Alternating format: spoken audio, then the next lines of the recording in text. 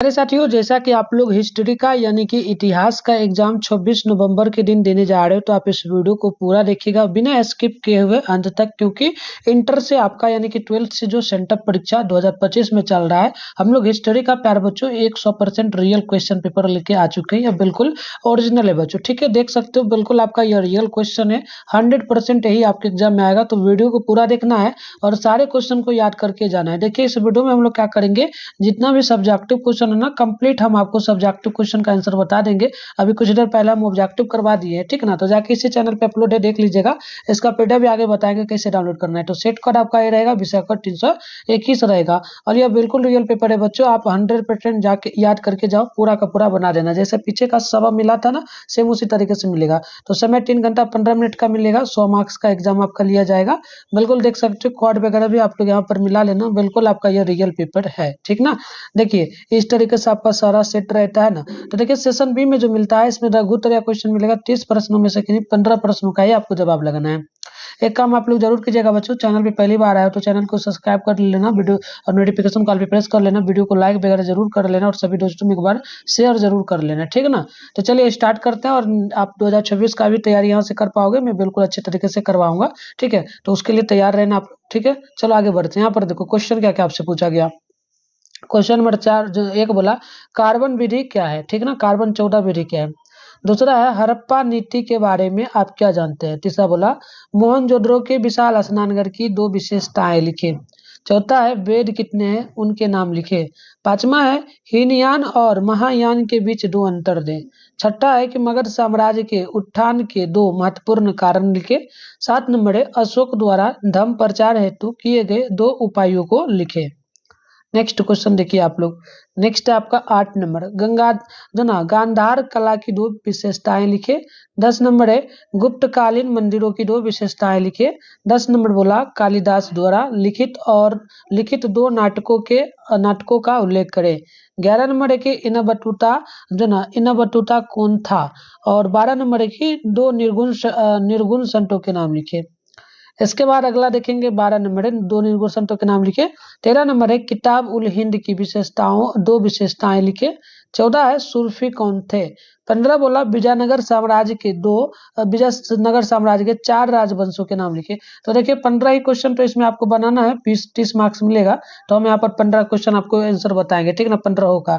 अब ये आपका लॉन्ग वाला आता है, लॉन्ग में देखिएगा, इसमें 21 से 38 तक यानी 8 क्वेश्चन में से आपको 4 का ही जवाब लगाना है। 5 नंबर वाला एक क्वेश्चन है, 20 नंबर आपको यहाँ पर दिया जाएगा। तो देखिए क्वेश्चन आपसे पूछा है 31 नंबर, सिंधु सभ्यता की धार्मिक और सामाजिक स्थिति कैसी थी, विवेचना करना है। 32 है कि महात्मा बुद्ध की जीवन एवं उनके उपदेशों का वर्णन करें। 33 है कि मौर्य प्रशासन की प्रमुख विशेषताओं का उल्लेख करें। 34 है, भक्ति आंदोलन के प्रभावों की समीक्षा करें। तो ये मैं चारों क्वेश्चन का आंसर आपको कंप्लीट बता दूंगा। और भी क्वेश्चन आप देखो यहाँ पे। 37 है कि भारत में राष्ट्रवाद के उदय के कारणों की समीक्षा करें। 38 है कि क्रिप्स मिशन की असफलता के कारणों की व्याख्या करें। तो आइए इसका आंसर देखते हैं, ठीक है ना। देखो अभी भी बता रहा हूँ, बिल्कुल रियल पेपर है, विदाउट डाउट कि आप इसको याद करके जाना बच्चों, ठीक है। बिल्कुल यही आएगा तो यही आएगा, बोल दिया हूं ना। चलो, तो यहाँ पर शॉर्ट क्वेश्चन में हम लोग आंसर देखेंगे। एक नंबर है, कार्बन 14 विधि क्या है। तो इसका आंसर हो जाएगा बच्चों, कार्बन 14 डेटिंग एक वैज्ञानिक विधि है जिसका उपयोग लगभग 60,000 वर्ष पुराने जैविक पदार्थों की आयु निर्धारण करने के लिए किया जाता है। तो इसमें और आप लिखेंगे क्या, लिखेंगे कि यह विधि कार्बन के रेडियोधर्मी समस्थानिक कार्बन 14 यानी 14C के क्षय पर आधारित है, जो ऊपरी वायुमंडल में प्राकृतिक रूप से बनता है। सभी जीवित जीव अपने जीवन काल में पर्यावरण से 14C अवशोषित करते हैं। मृत्यु के बाद यह अवशोषण बंद हो जाता है और 14C एक कार्बन सी जो ना कार्बन सी 14 स्थिर दर से नाइट्रोजन 14 में विघटित क्षय होने लगता है। पुरातत्व विवादों और वैज्ञानिकों द्वारा किसी वस्तु में शेष 14 कार्बन की मात्रा मापकर उसकी मृत्यु के बाद से बीते हुए समय का अनुमान लगाया जाता है। उदाहरण के लिए हड़प्पा सभ्यता की कार्य विधि इसी विधि के आधार पर 3200 ईसा पूर्व से 1750 ईसा पूर्व के बीच मानी जाती है। नेक्स्ट क्वेश्चन देखिए आप लोग यहाँ पर, दो नंबर की हड़प्पा लिपि के बारे में आप क्या जानते हैं? तो लिखिएगा, हड़प्पा लिपि एक विचार चित्रात्मक और प्रतीकात्मक लिपि है जिसे अभी तक पढ़ा या समझा नहीं जा सका। लिपि के बारे में मुख्य बातें लिखेंगे। पहला, यह मुख्य रूप से मोहरों, मिट्टी के बर्तनों और तांबे की पट्टिकाओं पर पाई गई है। इसके बाद आगे दूसरा पॉइंट लिखिएगा, इसमें लगभग 400 से 600 विभिन्न संकेत या प्रतीक हैं जो इसे वर्णमाला आधारित लिपि से अलग बनाते हैं। तीसरा पॉइंट लिखिएगा, लेखन शैली आमतौर पर दाईं से बाईं की ओर थी, हालांकि कुछ उदाहरणों में बाईं से दाईं की ओर भी लिखावट मिलती है। चौथा पॉइंट लिखिएगा, चूंकि इसे अभी तक समझा नहीं गया है इसलिए हड़प्पा सभ्यता के सामाजिक, राजनीतिक और धार्मिक जीवन के बारे में कई पहलू भी रहस्य बने हुए हैं। अगला है 3 नंबर की, मोहनजोदड़ो के विशाल स्नानघर के 2 विशेषताओं को लिखें। तो आंसर हो जाएगा, विशाल स्नानघर की 2 प्रमुख विशेषताएं इसकी जलरोधी संरचना और इसका अनुष्ठानिक महत्व है। अब इसमें लिखेंगे, इसमें इसकी विशेषता में लिखेंगे कि जलरोधी निर्माण, स्नानघर के जलाशय को ईंटों की जुड़ाई और प्राकृतिक टारकोल की परत का उपयोग करके जलरोधी बनाया गया था जिससे पानी का सिराव रोका जा सके। अनुष्ठानिक उपयोग में लिखेंगे, यह माना जाता है कि यह संरचना आम जनता के लिए नहीं थी बल्कि इसका उपयोग धार्मिक अनुष्ठानों या विशेष सार्वजनिक स्नानों के लिए किया जाता था जो एक संगठित सामाजिक और धार्मिक प्रथाओं का संकेत है। इसमें और लिखिएगा कि सुनियोजित वास्तुकला, इसमें जलाशय तक जाने के लिए उत्तर और दक्षिण दिशा की सीढ़ियों थी और पानी निकालने के लिए एक कुशल जल निकासी प्रणाली भी थी। चलिए अगला देखिए, यहाँ पर 4 नंबर के वेद कितने हैं उनके नाम लिखे। तो लिखिएगा आंसर में, वेद 4 वेद है, ऋग्वेद, सामवेद, यजुर्वेद और अर्थवेद। तो सभी के बारे में आप यहाँ पर लिख सकते हैं। ठीक है, ऋग्वेद यह सबसे पुराना वेद है, इससे जो ना इसमें भजन यानी कि सूक्त और प्रथाएं शामिल है। सामवेद में लिखिएगा, इसमें ऋग्वेद के भजनों की संगीतबद्ध धुनें हैं जिनका उपयोग अनुष्ठानों के दौरान गायन के लिए किया जाता था। यजुर्वेद, इसमें यज्ञों और अनुष्ठानों को करने के लिए गद्य मंत्र और नियम शामिल है। अर्थवेद में लिखिएगा, इसमें जादू टोना, औषधि ज्ञान और दैनिक जीवन से संबंधित मंत्र शामिल है। अगला देखेंगे आप लोग, यहाँ पे नेक्स्ट हमारा है 5 नंबर की, हीनयान और महायान के बीच में आपको क्या करना है, 2 अंतर लिखना है। तो हीनयान और महायान के बीच में मुख्य मोक्ष के मार्ग बुद्ध और जो ना बुद्ध की अवधारणा को लेकर होगा। तो मोक्ष का लक्ष्य लिखिएगा, हीनयान का मुख्य लक्ष्य जो ना व्यक्तिगत मोक्ष है, जबकि महायान का लक्ष्य सभी प्राणियों के लिए मोक्ष प्रदान करना शामिल है। आगे इसमें आप लिखेंगे एक और कि बुद्ध की अवधारणा, हीनयान बुद्ध को एक ऐतिहासिक व्यक्ति और शिक्षक के रूप में देखा जाता है जबकि महायान बुद्ध को एक दिव्य और शाश्वत प्रणाली के रूप में पूजता है। भाषा में लिखिएगा, हीनयान अपने ग्रंथों के लिए पाली भाषा का उपयोग किया जाता है जबकि महायान में संस्कृत भाषा का उपयोग किया जाता है। 6 नंबर क्वेश्चन देखेंगे, तो मगध साम्राज्य के उत्थान के 2 महत्वपूर्ण कारण लिखे। तो लिखिएगा, मगध साम्राज्य के उत्थान के 2 महत्वपूर्ण कारण इसकी भौगोलिक स्थिति और आर्थिक संस्थान है। देखिए भौगोलिक स्थिति, मगध की राजधानी पाटलिपुत्रा गंगा नदी के तट पर स्थित थी जिससे व्यापार और परिवहन में आसानी हुई। साथ ही यह क्षेत्र प्राकृतिक रूप से पहाड़ियों से घिरा हुआ था, इसे सुरक्षा प्रदान करता था।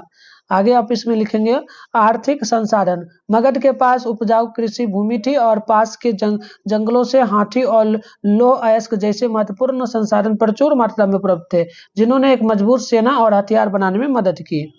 अब आगे देखिए 7 नंबर क्वेश्चन है, अशोक द्वारा धर्म प्रचार हेतु लिए गए 2 उपयोगों को लिखे। तो लिखिएगा, अशोक द्वारा धर्म प्रचार हेतु 2 उपाय, धर्म महामातयों की नियुक्ति और शिलालेखों का उपयोग होगा। तो लिखिएगा, धर्म महामातयों की नियुक्ति में लिखिएगा, अशोक ने धर्म महामात्य नामक विशेष अधिकारियों की नियुक्ति की जिसका एकमात्र कार्य लोगों के बीच धर्म और धर्म के सिद्धांतों का प्रचार करना और उनके कल्याण की देखभाल करना था।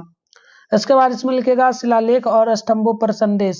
देखिए अशोक ने अपने धर्म के संदेशों को पत्थरों पर खुदवाकर शिलालेख और जो है ना स्तंभ लेख पूरे साम्राज्य में प्रमुख मात्र स्थानों पर स्थापित करवाया ताकि लोग उन्हें पढ़ कर सके और उनका पालन कर सके। अगला है आपका 8 नंबर के गांधार कला की दो विशेषताएं लिखिए। तो लिखिएगा गांधार कला की दो विशेषताएं भारतीय और यूनानी जन शैलियों का मिश्रण और बुद्ध की यथार्थवादी मूर्तियां हैं। तो लिखिएगा भारतीय यूनानी यानी कि इंडो ग्रीक शैली। यह कला शैली भारत और यूनानी रोमन कला तत्वों का एक अनूठा मिश्रण थी जो इस क्षेत्र में यूनानी प्रभाव को दर्शाती है। अगला लिखिएगा बुद्ध की यथार्थवादी मूर्तियां। तो देखिए गांधार कला में बुद्ध और बोधि सत्व की मूर्तियां अत्यधिक यथार्थवादी तरीके से बनाई गई, जिनमें शारीरिक विशेषताओं, पहाड़ों की सिलबटों और भावों पर विशेष ध्यान दिया गया।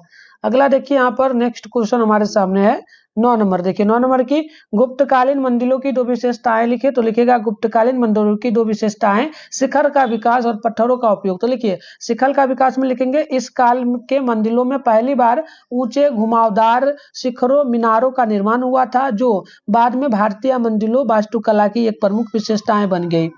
इसके बाद लिखिएगा पत्थरों का उपयोग। इसमें लिखिएगा प्रारंभिक मंदिरों के विपरीत गुप्त काल में मंदिरों के निर्माण के लिए पकी हुई ईंटों के बजाय तरासे हुए पत्थरों का व्यापक रूप में उपयोग किया जाने लगा। और उसके बाद चौकोर गर्भगृह में लिखिएगा मंदिरों में एक चौकोर गर्भगृह होता था जिसके सामने एक मंडप होता था। इस तरीके से कंप्लीट आंसर होगा। अगला देखिए नेक्स्ट क्वेश्चन आपका 10 नंबर, कालिदास द्वारा लिखित दो नाटकों के नाम लिखे। तो लिखिएगा कालिदास द्वारा लिखित दो प्रसिद्ध नाटक, पहला हो जाएगा अभिज्ञान टू जो ना अभिज्ञान शातंकुलम और मालविका अग्निमित्रम। तो इस तरीके से दो ही लिख दीजिएगा, बस यही बोला, इसको लिखने की आवश्यकता नहीं है। अब 11 नंबर में लिखेंगे इनबटूटा कौन था। तो लिखेगा इनबटूटा एक प्रसिद्ध मोलक्को का यात्री था जो खोजकर्ता और न्यायवादी था जो 14वीं शताब्दी में भारत आया था। ये नहीं भी लिखेंगे तो चलेगा क्योंकि यही बात पूछा तो शॉर्ट उतना काफी है। ठीक, अब चलिए यहाँ पर 12 नंबर है कि दो निर्गुण संतों के नाम लिखे। तो लिखिएगा दो निर्गुण संत है, पहला कबीर और नानक। ठीक है, लॉन्ग में पूछता तो ये भी लिख सकते थे लेकिन इतना काफी है, शॉर्ट में ये पूछ रहा है ना, शॉर्ट क्वेश्चन है तो इतना ही लिखना है। अगला है 13 की किताब उल हिंद की दो विशेषताओं का उल्लेख करें। तो किताब उल हिंद की दो विशेषताएं एवं इसका व्यापक क्षेत्र का निष्ठान विवरण। तो यहाँ पर आप लिख सकते हैं दो। लिखिएगा पहला व्यापक विषय क्षेत्र। अल बिरूनी द्वारा लिखित यह पुस्तक भारतीय समाज, धर्म, दर्शन, विज्ञान, भूगोल, रीति रिवाजों और कानूनों का विस्तार और व्यापक सर्वेक्षण प्रदान करती है। निष्पक्ष और विश्लेषणात्मक वितरण। लिखिएगा अल बिरूनी ने भारत का एक निष्पक्ष और वैज्ञानिक विश्लेषण प्रस्तुत किया जिसमें उन्होंने विभिन्न स्रोतों जैसे कि संस्कृत ग्रंथों और स्थानीय लोगों के साथ बातचीत का उपयोग किया। अगला देखिएगा नेक्स्ट यहाँ पर क्वेश्चन आपका हो जाता है बच्चों 14 नंबर, सूफी कौन थे। तो लिखिएगा आंसर में सूफी इस्लाम के भीतर रहस्यवादी संत थे जिन्होंने ईश्वर के साथ सीधा व्यक्तिगत और प्रेम पूर्ण संबंध बनाने पर जोर दिया। तो बस इतना ही लिखना है, ये पॉइंट जैसे कि लॉन्ग पूछता ना तब इसको लिख सकते थे, शॉर्ट ही लिखिएगा। ठीक, चलिए 15 है विजयनगर साम्राज्य के 4 राजवंशों के नाम लिखे। तो लिखिएगा विजयनगर साम्राज्य पर शासन करने वाले 4 राजवंश हो जाएगा संगम, सालूब, टुलुब और अराबिंदु। तो बस इतना ही हो जाएगा, इतना ही लिख के आपको छोड़ देना है। अगर लॉन्ग पूछता तो इसके बारे में विस्तार आप लिख सकते थे। अब चलिए शॉर्ट कंप्लीट हुआ, अब लॉन्ग की ओर बढ़ते हैं। लॉन्ग में आपको 4 क्वेश्चन बनाना है। तो 31 नंबर देखिएगा सिंधु सभ्यता की धार्मिक एवं सामाजिक स्थिति की विवेचना करें। तो लिखिएगा सिंधु सभ्यता की धार्मिक और सामाजिक स्थिति की विवेचना करेंगे। तो इसमें आप लिखेंगे पहला पॉइंट में धार्मिक स्थिति में आप लिखिएगा डैश देखिए सिंधु सभ्यता में कोई मंदिर या पूजा स्थल नहीं मिले। लोग मातृ देवी पशुपति महादेव, शिव और वृक्षों की पूजा और पशुओं की पूजा करते थे। और सामाजिक स्थिति में लिखिएगा समाज संभवतः 3 वर्गों में बटा हुआ था। पहला शासक वर्ग, मध्यम वर्ग यानी व्यापारी, कारीगर, सैनिक और निम्न वर्ग यानी मजदूर। समाज शांति प्रिय और महिलाओं को सम्मानजनक स्थान प्राप्त था। चलिए 32 नंबर देखिएगा, तो ये होगा महात्मा बुद्ध की जीवनी एवं उपदेशों का वर्णन करें। तो लिखिएगा महात्मा बुद्ध की जीवनी एवं उपदेश। पहला जीवनी में लिखिएगा गौतम बुद्ध का मूल नाम सिद्धार्थ था। उनका जन्म 1563 ईसा पूर्व लुम्बिनी नामक गांव उत्तर नेपाल में हुआ था। 29 वर्ष की आयु में उन्होंने ज्ञान की खोज के लिए घर को छोड़ दिया। 35 वर्ष की आयु में बोध गया में ज्ञान प्राप्त किया। 483 ईसा पूर्व में कुशीनगर श्रीनगर में उनका महापरिनिर्वाण हुआ। इस तरीके से लिखेंगे। और इसमें एक और पॉइंट लिखिएगा, उपदेश उनका क्या क्या था। तो उपदेश में लिखेंगे उन्होंने अपना पहला उपदेश सारनाथ में दिया था। सारनाथ जो कि पड़ता है उत्तर प्रदेश में। उनके उपदेशों में 4 आर्य सत्य थे। आर्य सत्य अष्टांगिक मार्ग प्रमुख है, जो दुख के कारणों और उनसे मुक्ति का मार्ग बताते हैं। चलिए 33 नंबर क्वेश्चन देखिए आप लोग। मौर्य प्रशासन की प्रमुख विशेषताओं का उल्लेख करें। तो लिखिएगा आंसर में आप लोग। मौर्य प्रशासन की प्रमुख विशेषताओं का पहला, मौर्य प्रशासन केंद्रीकृत था, जिसमें राजा का सर्वोच्च शक्ति था। और दूसरा, प्रशासनिक सुविधा के लिए साम्राज्य को प्रांतों, जिलों और गांवों में विभाजित किया गया था। उसके बाद लिखिएगा, एक कुशल जासूसी प्रणाली और एक मजबूत सेना थी। राजस्व प्रणाली सुव्यवस्थित थी और न्यायिक व्यवस्था निष्पक्ष थी। चलिए 34 नंबर क्वेश्चन देखते हैं। भक्ति आंदोलन के प्रभाव की समीक्षा करें। तो लिखिएगा भक्ति आंदोलन के प्रभाव, लिखिएगा सामाजिक प्रभाव में भक्ति आंदोलन ने जाति व्यवस्था की कठोरता को कम किया और सामाजिक समानता को बढ़ावा दिया। और उसके बाद धार्मिक प्रभाव में लिखिएगा, इसने मूर्ति पूजा, कर्मकांडों और अंधविश्वासों की निंदा की, जिससे धर्म सरल और व्यक्तिगत हो गया। इसके बाद लिखिएगा साहित्यिक प्रभाव, क्षेत्रीय भाषा में भक्ति साहित्य का विकास हुआ, जिससे इन भाषाओं को समृद्ध किया गया। सांस्कृतिक प्रभाव में लिखिएगा, इसने हिंदू और मुस्लिम समुदायों के बीच सांस्कृतिक सामंजस्य और असहिष्णुता को बढ़ावा दिया। तो हमने आपको टोटल कंप्लीट आंसर बता दिया। अब इसका पीडीएफ चलिए डाउनलोड करने के लिए सिखा। तो आंसर की डाउनलोड करने के लिए अपने फोन में गूगल को ओपन कीजिए, सर्च बार के आइकन पे क्लिक करके बेगूसराय help.com सर्च कर लीजिएगा। इसके बाद ऊपर कीजिएगा इस तरीके से बेगूसराय help.com लिखा हुआ, इस पर आपको क्लिक करना है। यहाँ पर आपके सामने व्हाट्सएप चैनल का लिंक मिल जाएगा, इससे ज्वाइन सभी लोग जरूर कर लीजिएगा। इसके बाद नीचे चले आइएगा, यहाँ पर आपके सामने जो है क्लास 11-12 का सेशन दिखेगा। फर्स्ट में Bihar board class 12 centre exam लिखा है, इस पर आपको क्लिक करना है। यहाँ पर आप नीचे चले आएंगे, इस तरीके से स्क्रॉल डाउन करके नीचे बढ़िएगा तो यहाँ पर आपके सामने क्लास 12 आर्ट्स का ये सेशन दिखेगा। इसी में आपको क्वेश्चन पेपर दिख जाएगा। नीचे आएंगे तो यहाँ पर देखिएगा आपके सामने जो है ना सभी विषय का क्वेश्चन पेपर दिखेगा। जैसे कि हिस्ट्री का आपको डाउनलोड करना है, सामने डाउनलोड लिखा है, इस पर क्लिक करेंगे तो डाउनलोड पीडीएफ में हो जाएगा। उस तरीके से साइकोलॉजी का, इकोनॉमी का, सोशियोलॉजी का, म्यूजिक का, होम साइंस का भी आप लोग यहाँ से आकर के डाउनलोड